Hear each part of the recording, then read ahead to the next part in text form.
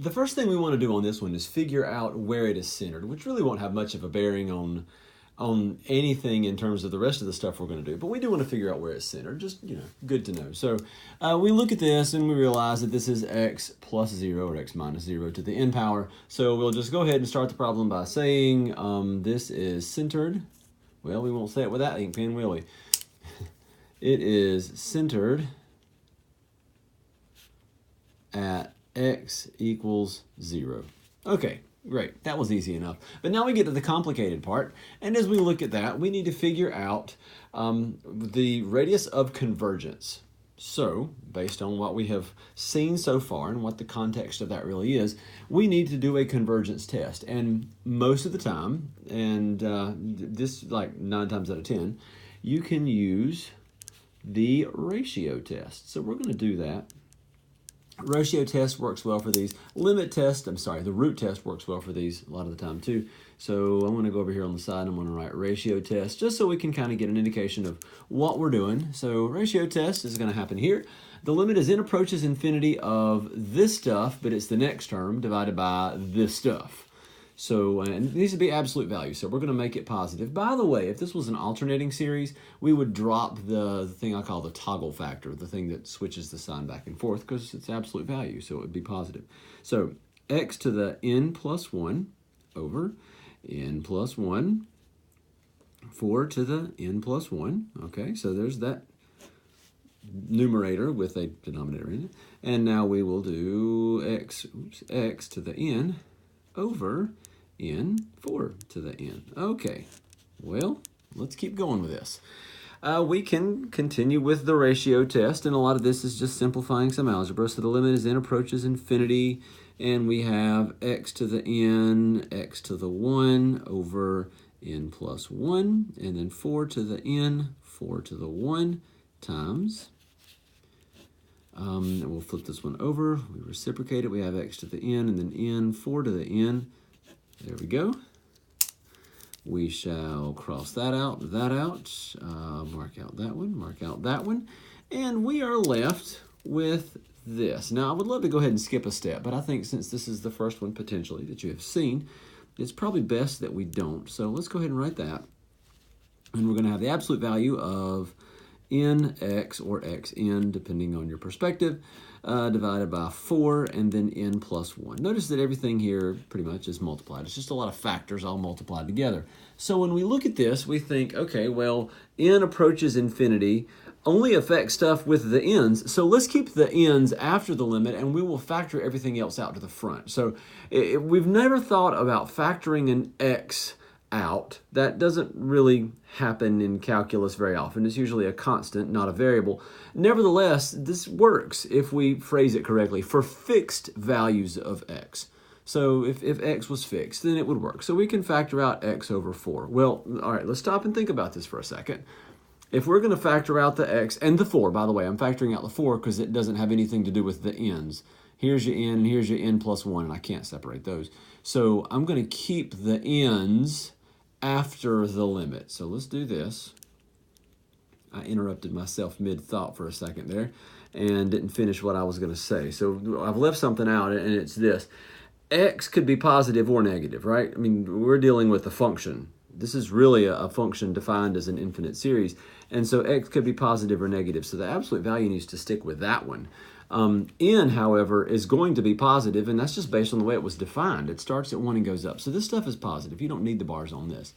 So as we continue this, we look at that and we realize that the limit as n approaches infinity of n over n plus 1. This is 1, and even though it's somewhat of a waste of time, since this is the first example, we'll write it. So this is times 1. And so that really gives us this. I know that last step looked very pointless, and you don't have to write it, of course, but it's just kind of my way of saying, well, this was 1. Okay. When does the ratio test show convergence? Well, if we think back to the ratio test shows convergence when all this stuff is less than 1. Okay, cool, great. All that stuff is less than 1. So I'm going to sort of throw the algebra out the window for just a second. And I'm going to just kind of shift gears. And let's just kind of go over here on the side, and I would switch colors, but that doesn't work. And so I'll use this blue pen. Here we go. Over here on the side, just kind of a similar but separate idea. If I said that x, oh, good pen, x over 4 equals 1, then obviously x would equal 4. Okay, fine. That means I'm traveling 4 in the x direction. And what does that really mean? Okay, here's what that really means. My radius of convergence, capital R in this case, is 4. Some people show it with a lowercase r, but I'm going to use an uppercase r. So my radius of convergence, and I'm going to write down what that represents. Radius of convergence. There we go. Is 4. Radius of convergence is 4. And that came from just setting this equal to 1 because I know it kind of swings out 4 from its center. By the way, the directions on this ask you to find a few things. It says state where it is centered, so that's one thing that we found. It also says determine the radius of convergence, which we found. And we also have to find the interval of convergence. And this next part is going to be kind of intuitive. So if it's centered at 0 and it has a radius of convergence of 4, it can go all the way up to 4 and all the way back to -4. And you know that and I know that, but I'm going to kind of work that out algebraically back to this idea for just a second. So x over 4 is less than 1, but it's also this for a little bit of algebra 2 reasons. So if we were to multiply all 3 parts of this inequality by 4, we would have that. And so my radius, my radius of convergence is 4. My interval of convergence is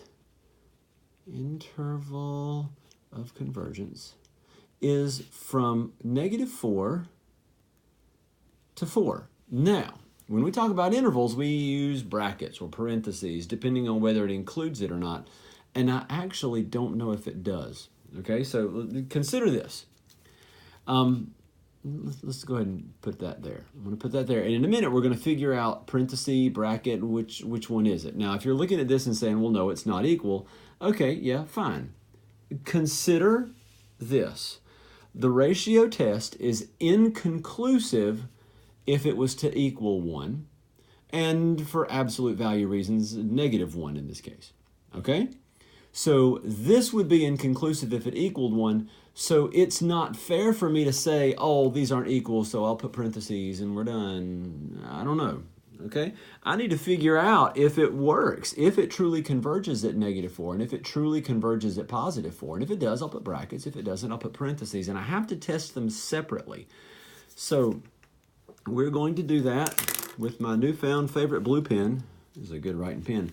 So what we're going to do is let x equal -4, and we're going to test it into the original problem. So when we test it in the original problem, all my x's, don't quote just what went through your head. They don't live in Texas.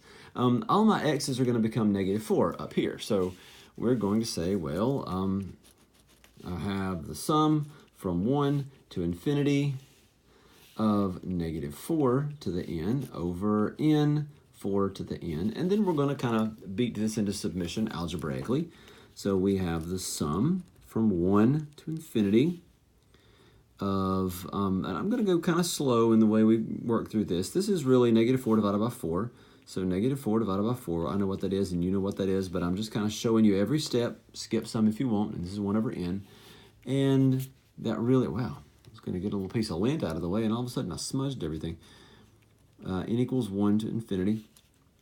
And that is, this is -1 to the n. I'll put it in the front. I like to have my toggle factor in the front.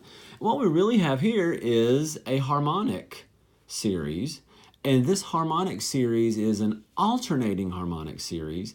And an alternating harmonic series converges. This is one of those things that really becomes common knowledge after a while. So it converges. And because it converges where x equals -4, my radius of convergence does include -4. Okay, I'm building my final answer over here, just FYI. So I know I have, let's back up and kind of put it in context. I know I have a problem, a function that's defined as a series, but I don't know how accurate this is. Well, I do know that.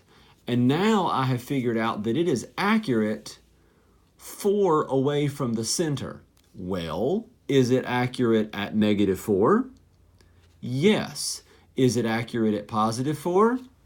Let's find out. Let's let x equal +4. N equals 1 to infinity of +4 to the n over n, 4 to the n. You see what's about to happen here. Those are going to cancel, and we're going to have the sum from 1 to infinity of 1 over n. That is the harmonic series that diverges. So therefore, it does not include 4.